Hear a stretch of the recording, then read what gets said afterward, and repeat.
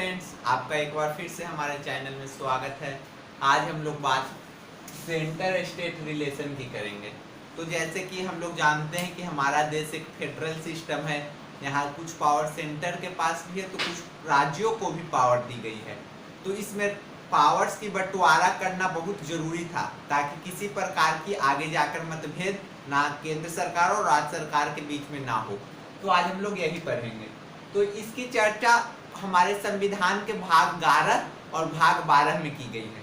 भाग 11 में legislative relation, विधायिका के क्या दो आपस में संबंध होंगे, उसकी चर्चा की गई है। तो यह हमारे संविधान में अनुच्छेद 245 से 255 के बीच में बताई गई। तो 245 में लिखा हुआ है कि parliament make laws within country और फॉरेन। जैसे कि जो पार्लियामेंट हमारे देश की संसद होगी वो जो कानून बनाएगी वो देश में भी पूरे देश के लिए बना सकती है या फिर विदेश के लिए भी कानून बना सकती है। अब विदेश के लिए इसका मतलब यह नहीं समझ लीजिएगा कि अमेरिका के लिए कानून भारत सरकार बनाएगी। अमेरिका के लिए कानून अमेरिकन सरकार ही बनाएगी, लेकिन कुछ रूल्स एंड रेगुलेशंस विदेश में भी, जैसे हमारे सेना के अड्डे हैं, फिर उसके बाद विदेश में भी हमारी कुछ जमीनें हैं, तो उस पर केंद्र सरकार ही रूल बना सकती है। लेकिन स्टेट के अंदर स्टेट गवर्नमेंट भी रूल बना सकती है। ये भी आर्टिकल 245 में इंक्लूड किया गया है। अब 246, मैं यह कई बार बता चुका हूं कि article state list, union list और कॉन्करेंट लिस्ट की चर्चा की गई है।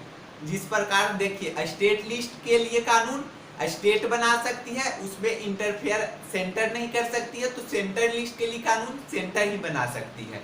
तो वहीं कॉन्करेंट लिस्ट में दोनों कोई कानून बना सकते हैं। इसे मैंने कई बार चर्चा किया, तो इस पर हम ज्यादा चर्चा नहीं करेंगे। अब 247 एक्स्ट्रा कोर्ट। अब मान लिए कि किसी भी समय किसी भी कारणवश दोनों में विवाद हुआ सेंटर और स्टेट में, तो उसके लिए एक स्पेशल कोर्ट बनाया जा सकता है। वो सुप्रीम कोर्ट, हाई कोर्ट और डिस्ट्रिक्ट कोर्ट से बिल्कुल पूरी तरह अलग होगा। जैसे फास्ट ट्रैक कोर्ट की व्यवस्था हमारे यहाँ है, ट्रिब्यूनल्स की व्यवस्था है, उसी प्रकार ये दोनों मामले सुलझाने के लिए एक्स्ट्रा कोर्ट बनाई जा सकती है। अभी तक ऐसा नहीं हुआ है कि एक भी बार एक्स्ट्रा कोर्ट बनाने की नौबत हमारे देश में आई है। अब 248 रेसिड्यूरी लिस्ट। आप सोचिए कि हमारे संविधान निर्माता कितना तेज थे। आज के नेता जिनको संविधान याद भी नहीं है, आज से 75 साल पहले हमारे संविधान निर्माताओं की दूरदर्शिता पर आप सोचिए कि एक रेसिड्यूरी लिस्ट भी बना कर गए थे, ताकि भविष्य में अगर आने वाला कोई भी ऐसा मुद्दा हो, जैसे इंटरनेट उस समय था नहीं, तो इंटरनेट के लिए भी उसी समय बना दिया था। आप सोचिए, रेसिड्यूरी लिस्ट होता है वह लिस्ट होता है जो भविष्य में अगर किसी भी नियम या किसी भी मुद्दे पर कानून बनाने की जरूरत पड़ी तो वो केंद्र सरकार ही बना सकती है, उस पर राज्य सरकार नहीं बना सकती है। अब 253 इंटरनेशनल एग्रीमेंट। अब इंटरनेशनल एग्रीमेंट को समझिए।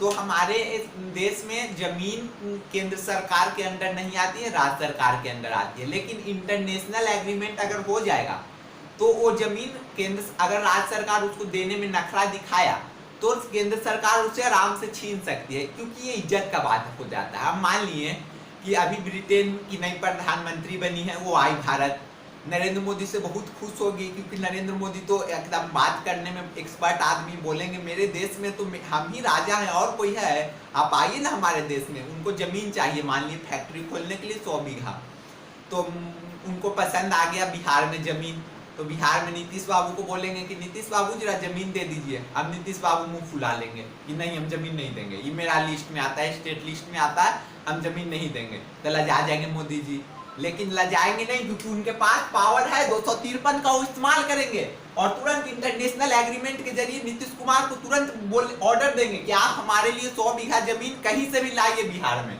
तो उनको देना पड़ेगा। नहीं तो तुरंत 365 का इस्तेमाल करके केंद्र सरकार तुरंत ऑर्डिनेंस राष्ट्रपति द्वारा निकालकर तुरंत रद्द कर देगी वहां की सरकार को, सरकार भंग हो सकता है। अब समझते हैं एडमिनिस्ट्रेटिव रिलेशन क्या कहता है। तो इसकी चर्चा हमारे संविधान में 256 से 263 के बीच की गई है। अब जैसे जिस प्रकार लेजिस्लेटिव रिलेशन है, उसी प्रकार एडमिनिस्ट्रेटिव रिलेशन भी है।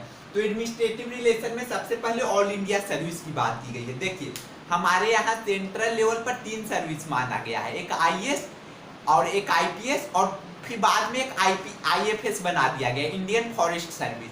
तो ये सब की ट्रेनिंग, एग्जाम, इंटरव्यू सारा केंद्र सरकार लेता है। लेकिन स्टेट गवर्नमेंट को अगर आईएएस की जरूरत होगी तो सेंट्रल से आ जाते हैं। जैसे आपने सुना होगा कि बिहार कैडर है, झारखंड कैडर है, स्टेट, तो ये सब की नियुक्ति केंद्र सरकार करती है। लेकिन ये अगर मान लिए कोई डीएम है तो डीएम का नियुक्ति केंद्र सरकार करेगी, लेकिन उसकी सैलरी राज कोटे से जाएगी, उसको सैलरी राज्य सरकार देगी।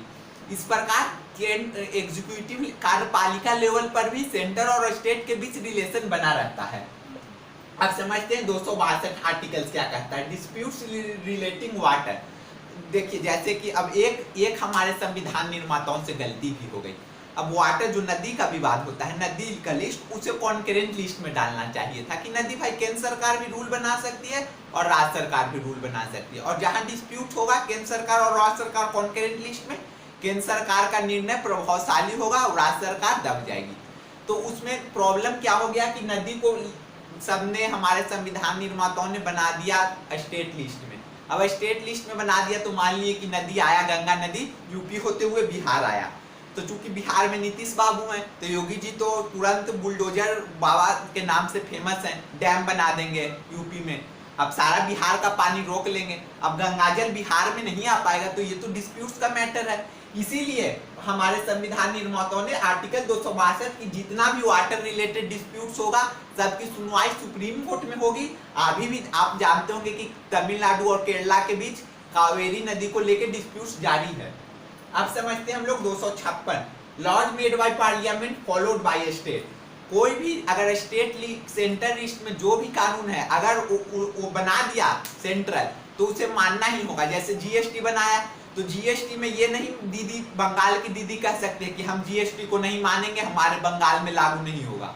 नोटबंदी हम नहीं मानेंगे, तुरंत 365 का इस्तेमाल करके 356 का इस्तेमाल करके तुरंत सरकार गिर जाएगी, उसे मानना ही होगा। अब समझते हैं इमरजेंसी के दौरान क्या होगा। तो जब नेशनल इमरजेंसी लगा दी जाएगी पूरे देश में तो उस समय तुरंत एकदम जिस दिन से इमरजेंसी लगा दी गई 352 प्रेसिडेंट का हस्ताक्षर हुआ कि स्टेट की सारी पावर समाप्त हो जाएगी। स्टेट लिस्ट पर भी कानून सेंटर बना सकता है, सारी पुलिस, सारा फोर्स, सारा बल सबको केंद्र सरकार द्वारा ही निर्देश किया जाएगा। जैसे अभी बिहार पुलिस बिहार सरकार के अंडर आती है, लेकिन अगर इमरजेंसी लगा दी गई तो उसे केंद्र से भी निर्देश आ गया जो उसे फॉलो करना होगा, जिसका पालन उसे करना ही होगा। अब देखते हैं 356 स्टेट। 356 में तो खैर पार्लियामेंट्री सिस्टम है, तो 356 में प्रेसिडेंट रूल, राष्ट्रपति शासन, तुरंत राज्यसभा विधानमंडल को भंग करके राष्ट्रपति शासन लगा दिया जाएगा और तुरंत सरकार गिरा दी जाएगी। तो उस समय सारा कंट्रोल पार्लियामेंट के पास चला जाएगा। जैसे कि अगर 356 लगा दिया गया तो कानून पार्लियामेंट, उस स्टेट के लिए कानून पार्लियामेंट ही तय करेगा और सरकार, गवर्नर उसे हैंडल करेंगे। और गवर्नर आपको बता दे कुछ नहीं होते हैं, वो केंद्र सरकार का एक मोहरा होते हैं स्टेट को देखने के लिए। उन्हें हर हफ्ते रिपोर्ट भेजनी पड़ती है दिल्ली राष्ट्रपति के पास। आप समझते हैं फाइनेंशियल रिलेशन। तो फाइनेंशियल रिलेशन याद रखिएगा कि लेजिस्लेटिव रिलेशन और एडमिनिस्ट्रेटिव रिलेशन हमारे संविधान के चैप्टर नंबर 11 में आता है, लेकिन फाइनेंशियल रिलेशन हमारे संविधान के चैप्टर नंबर 12 में इसकी चर्चा की गई है। इसकी चर्चा 268 से 300 तक, 264 से 300 तक की गई है, लेकिन 264 से 67 तक जो चर्चा की गई है वो सेंटर स्टेट को भी डिसाइड करती है, लेकिन 265 में जैसे कंसोलिडेटेड फंड, संचित निधि की चर्चा की गई है। तो संचित निधि से रिलेशन पर कोई फर्क नहीं पड़ता और 300 तक की गई है, लेकिन जो रिलेशन होगा वो 268 से 293 तक ही होगा। अब जैसे 275 में ग्रांट्स की चर्चा की गई है कि मान लीजिए कि आप देखते होंगे कि बिहार के मुख्यमंत्री नीतीश कुमार हमेशा कहते रहे कि बिहार को स्पेशल राज्य का दर्जा मिलना चाहिए, बिहार को स्पेशल राज्य का दर्जा मिलना चाहिए। तो वो इसी की बात करते हैं। अगर बिहार को 265 स्पेशल राज्य का दर्जा मिल गया तो 265 आर्टिकल्स के तहत उसे कुछ स्पेशल ग्रांट्स दिया जाएगा, जिसके प्रति केंद्र सरकार उनको देने के लिए प्रतिबद्ध हो जाएंगे। और ये ग्रांट्स याद रखिएगा कंसोलिडेटेड फंड से दिया जाएगा, और कंसोलिडेटेड फंड में वो फंड आता है जिसे सरकार रोक नहीं सकती है। जिस प्रकार राष्ट्रपति का वेतन, फिर केंद्र सरकार जितने भी कर्ज लेती है उसके इंटरेस्ट कंसोलिडेटेड फंड से दिया जाता है, उसमें हमेशा पैसा रहता है। वही टीचर्स, बिहार में टीचर्स का जो सैलरी होता है वो कंसोलिडेटेड फंड से नहीं दिया जाता, इसलिए देखेंगे 6 महीना से सैलरी नहीं मिल रहा है, 8 महीना से सैलरी नहीं मिल रहा है। याद रखिएगा कंसोलिडेटेड फंड बहुत इंपॉर्टेंट फंड होता है, संचित निधि हिंदी में कहते हैं। अब 262 डिस्क्रिमिनेटरी फंड। अब ये फंड होता है, देखिए अब कुछ तो राजनीति भी होता है। अब जैसे मान लीजिए कि बिहार में अभी केंद्र की सरकार, केंद्र में बीजेपी बैठी हुई है और बिहार में बीजेपी की सरकार नहीं है, तो वो ये फंड देगी ही नहीं। ये special fund, special relief fund. जैसे कहीं बाढ़ आ गया तो आप सुने होंगे कि केंद्र ने 500 करोड़ के पैकेज की घोषणा कर दी, तो यही फंड में से देती है। ये फंड पीड़ित राज्यों को दिया जाता है या जिस राज्यों को इसकी जरूरत है, लेकिन इसका गलत इस्तेमाल किया जाता है। मान लिया अभी यूपी का तो खैर नहीं बोलेंगे, नहीं तो योगी जी से हमको डर बहुत लगता है। और कहाँ बीजेपी का राज है, मान लेते हैं कि, और हाँ महाराष्ट्र में मान लेते हैं अभी बीजेपी का राज है।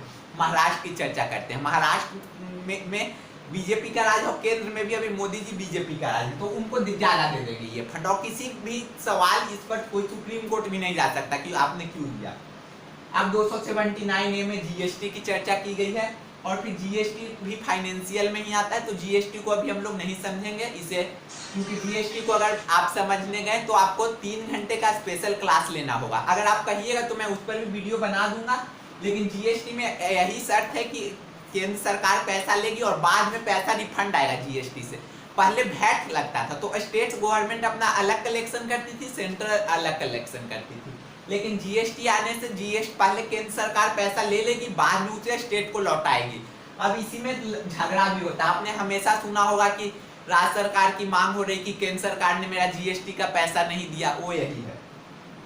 अब इमरजेंसी में सुनते हैं कि अगर इमरजेंसी, फाइनेंशियल इमरजेंसी देश में लगा दी गई तो किसी प्रकार का ग्रांट्स स्टेट को रोक दिया जा सकता है, उस पर स्टेट कुछ नहीं कर सकती है। फाइनेंशियल इमरजेंसी में केंद्रीय कर्मचारी का भी वेतन रोक दिया जाता है, लेकिन याद रखिएगा कि फाइनेंशियल इमरजेंसी में कभी राष्ट्रपति का पेमेंट कभी नहीं रुक सकता, क्योंकि राष्ट्रपति का पद एक सम्मानित पद है और उसे इमरजेंसी में भी उनका वेतन नहीं रोका जा सकता। अब समझते हैं फेडरल सिस्टम। देखिए सरकार चलाने के 2 सिस्टम होते हैं, एक यूनियन सिस्टम, यूनिटरी सिस्टम, और एक फेडरल सिस्टम। देखिए कहने को तो भारत फेडरल सिस्टम है, लेकिन सिर्फ कहने को ही, हम यूनियन के करीब हैं। देखिए फेडरल सिस्टम अमेरिका में है, अमेरिका में जब चाहे जो राज्य चाहे अलग हो सकते हैं अमेरिका से, लेकिन हमारे भारत में जब चाहे जो राज्य अलग नहीं हो सकते हैं, हालत खराब हो जाएगा उन्हें अलग होने में। और एक बात और मैं आपको अमेरिका के बारे में बता देता हूँ, अमेरिका के झंडे में उतने ही स्टार होते हैं जितने उनके स्टेट होते हैं। अभी अमेरिका में 50 स्टेट है, तो अभी उनके झंडे पर 50 सितारे हो रखे हैं। अब फेडरल सिस्टम के डेफिनेशन को जानते हैं। अब federal government is one in which power is divided into national and regional government. आपको मैंने बताया था पहले भी कि फेडरल में 2 पावर विभाजित हो जाता है, डिसेंट्रलाइजेशन ऑफ पावर हो जाता है। स्टेट गवर्नमेंट, जैसे कि यहाँ पे लिखा हुआ है कि लिस्ट होता है, स्टेट लिस्ट, सेंट्रल लिस्ट और कॉन्करेंट लिस्ट। सेंट्रल लिस्ट को यूनियन लिस्ट भी कहते हैं। अब देखिए कुछ एग्जांपल जिसमें फेडरल सिस्टम चलता है, तो इंडिया, ऑस्ट्रेलिया, यूएस, स्विट्जरलैंड, यहाँ सब फेडरल गवर्नमेंट है, स्टेट भी है, सेंट्रल भी है। अब बात करते हैं भारत यूनियन के करीब होते हुए भी फेडरल तो लाया, क्योंकि उतने बड़े स्टेट में से केंद्र सरकार अकेले सरकार नहीं चला सकती थी, क्योंकि यहाँ की संस्कृति अलग है। तमिलनाडु का कुछ और डिमांड है, वहाँ कुछ और नियम चलते हैं, तो बंगाल में कुछ और, बिहार में कुछ और, इसीलिए हमने स्टेट गवर्नमेंट को लाया है। लेकिन स्टेट गवर्नमेंट को पावर नहीं दिया गया है। केंद्र सरकार जब चाहे जब उसे घुटनों पर ला सकती है, लात मारकर फुटबॉल जैसा फेंक सकती है उसे। अब समझते हैं इसके कुछ फीचर्स। तो ड्यूअल गवर्नमेंट मैंने आपको बता दिया, एक केंद्र में सरकार होगी, एक राज्य में सरकार होगी। रिटेन कॉन्स्टिट्यूशन रिटेन ही होगा। डिवीजन ऑफ पावर्स मैंने आपको बता ही दिया। Supremacy of constitution, bicameral legislature, वही लोकसभा होगी, राज्यसभा होगी, बाइकैमरल। मैं आशा करता हूं कि आपको पूरा वीडियो समझ में आया होगा। अब लेसन आज हमारा यहाँ चैप्टर 1 समाप्त हो गया। अगर आप कहिएगा तो मैं चैप्टर 1 का 1 घंटे में एक समरी भी ले आऊंगा। तब तक जय भारत, जय हिंद, धन्यवाद।